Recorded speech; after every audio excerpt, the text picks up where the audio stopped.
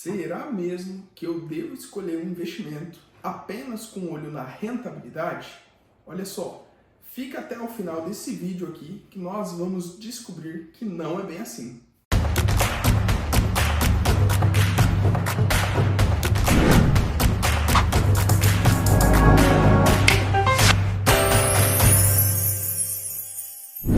Antes de mais nada, eu sou o Lucas Farias, consultor de investimentos e especialista em investimentos, e hoje no nosso vídeo aqui eu não posso também deixar de te lembrar de se inscrever no canal, de deixar o seu like aqui e de me seguir também nas redes sociais. É Lucas_Faria e eu vou deixar aqui também para vocês. Olha só, o nosso vídeo de hoje, sem mais delongas, é para falar aqui de um dos maiores erros dos investidores iniciantes, que é escolher um investimento apenas com base na sua rentabilidade, no quanto aquele investimento vai trazer de lucro.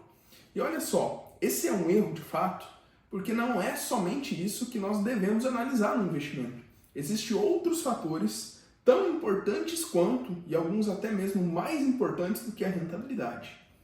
Não é de hoje também que as propagandas de investimento com altas rentabilidades bombardeiam o investidor aí nas redes sociais. E para isso eu separei aqui também este investimento aqui, ó.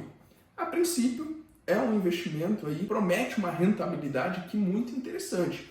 Olha só, nesse investimento aqui, esse investimento promete a variação da inflação, ou seja, o IPCA, mais 25,95% ao ano. Isso aqui é uma rentabilidade muito interessante e muitos aí de vocês já me mandaram lá no Instagram perguntando se de fato este seria um bom investimento. A questão é que para nós respondermos isso, nós não podemos nos esquecer de que não é apenas a rentabilidade que nós devemos analisar. Nós precisamos analisar basicamente três elementos. Rentabilidade é um deles, a liquidez é outro tão importante quanto, e também o risco que a pessoa está correndo ao realizar esse investimento. E não se engane, todos os investimentos que existem riscos atrelados. Até mesmo no Tesouro Direto, que é o investimento mais seguro do Brasil, ainda assim existe um risco, tá? E olha só, neste investimento aqui em questão, a empresa Hearst Capital, ela promete aqui essa rentabilidade exorbitante do IPCA mais 25% ao ano. Para a gente ter uma ideia sobre o que essa rentabilidade significa, eu fiz uma análise aqui, ó.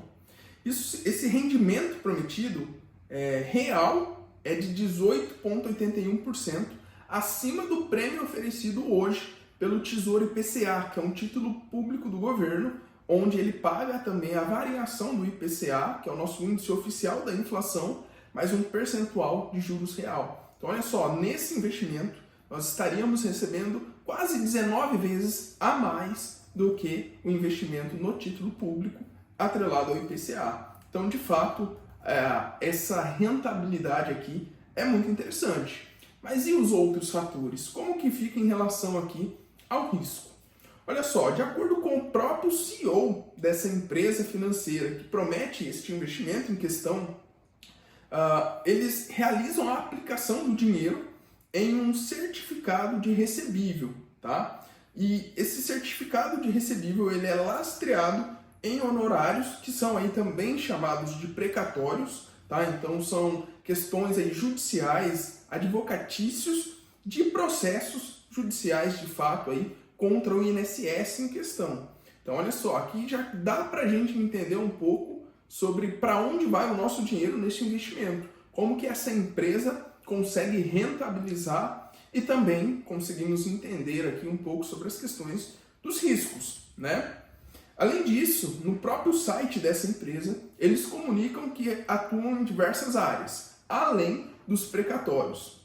De acordo com o site, eles atuam também na frente de direitos musicais, são os royalties musicais, investem também em obras de arte, criptoativos, ativos mobiliários e várias outras coisas. Então, olha só, aqui nós temos ativos financeiros complicados, financeiramente falando, né? Os royalties musicais é um tipo de investimento que é complicado, obras de arte também são complicados, são ativos que não possuem tanta liquidez assim, né? E que essas informações acabam não ficando transparentes no anúncio publicitário desse investimento, onde ele foca apenas na rentabilidade para atrair mesmo os investidores iniciantes. Então, muito cuidado, tá? Outro ponto aqui fundamental que nós precisamos entender, o investidor vai precisar se atentar aqui ao grau de risco deste investimento de fato.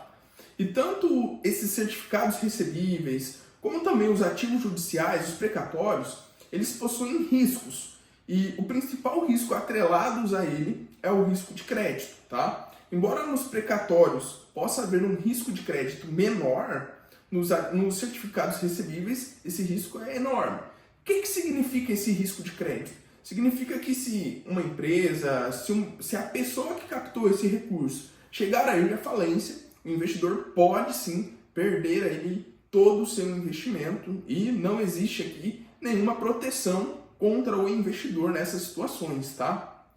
Nos ativos precatórios, esse risco é um pouco menor por se tratar do governo, né? Então a chance do governo ir à falência é muito menor do que de uma empresa privada, por exemplo, né? Pelo menos em teoria, essa seria a realidade. Então olha só, os recebíveis, os certificados recebíveis e também os precatórios possuem aí o risco de crédito e que caso a sua companhia emissora, ou seja, a empresa para quem foi esse dinheiro, não aqui a trust, né? Mas em quem ela colocou o dinheiro para rentabilizar, se essa empresa chegar a ir à falência, o investidor pode sim perder ali o seu capital e ficar ali no prejuízo de fato, tá? Além disso, em relação aí aos outros ativos que essa empresa diz trabalhar e investir para conseguir manter e pagar essa rentabilidade ao investidor, nós temos lá obras de arte, nós temos também criptoativos que possuem um risco, uma volatilidade enorme, né? E existe também aí o risco da liquidez. Principalmente se tratando dos ativos de obra de arte, por exemplo, a conversibilidade desse dinheiro, desse investimento em dinheiro de fato, é muito grande. Às vezes demora aí de fato anos para que a empresa consiga vender uma obra de arte e colocar de fato o dinheiro no bolso, né? Então nós temos aqui o princípio da liquidez que precisa ser abordado. O que é liquidez, Lucas? Olha só, a liquidez é a capacidade de você vender um investimento, um ativo e converter ele em dinheiro líquido para você utilizar naquele momento. Então olha só, parte-se do princípio aqui que eu tenho uma moto no valor de R$5.000 e uma casa no valor de R$500.000. Qual dos dois é mais fácil eu converter em dinheiro para me utilizar? Qual dos dois eu conseguiria vender mais rápido, né?